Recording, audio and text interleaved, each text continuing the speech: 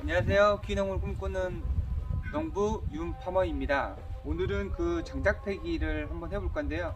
시골에서는 화목보일러를 많이 쓰기 때문에 도끼를 이용해서 이렇게 큰 나무 같은 경우에는 화목보일러에 잘 들어가게 쪼개줘야 됩니다.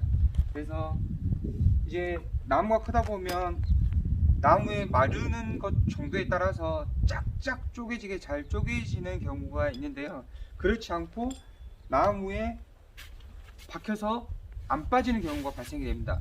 그럴 경우에는 이렇게 큰 망치를 이용해서 도끼의 뒷부분을 쳐서 나무를 쪼개기도 하거든요. 일단은 제가 한번 오늘 장작패기에 대해서 한번 시범을 보이고 나무를 쪼개 보도록 하겠습니다. 일단은 정확하게 센터를 맞추고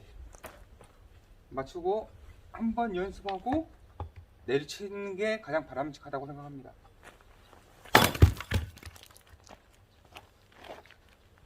이렇게 나무가 쪼개졌죠? 이 정도 크기면 화목보일러에 들어가는 데는 큰 문제가 없거든요.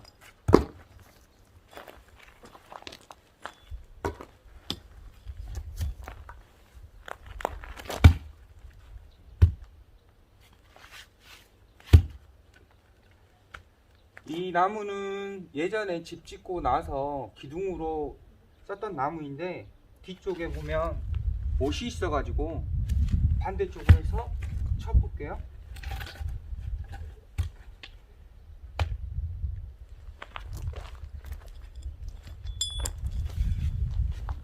범위 잡고 다리는 Y자 한번 자세 잡고 내리칩니다. 자, 이렇게 박히는 경우가 발생이 되죠. 이랬을 때 빼려고 무리할 필요가 없습니다. 빼려고 무리하는 것보다는 차라리 이렇게 큰 망치, 완마라 그러죠. 완마로 내려치는 게 오히려 더 낫습니다.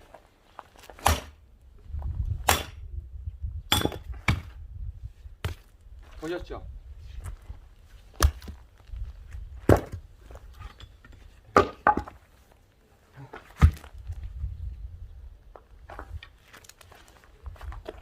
자세 잡고 한번 내리치는 연습하고, 아이고 이것도 안 깨지네요.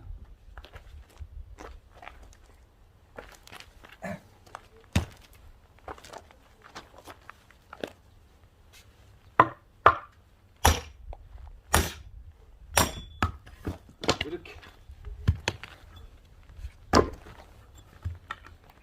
이런 식으로 쪼개면 되겠습니다. 잘 쪼개진 나무가 있고 건조도의 나무의 건조되는 양에 따라서 안 쪼개지는 경우도 있거든요.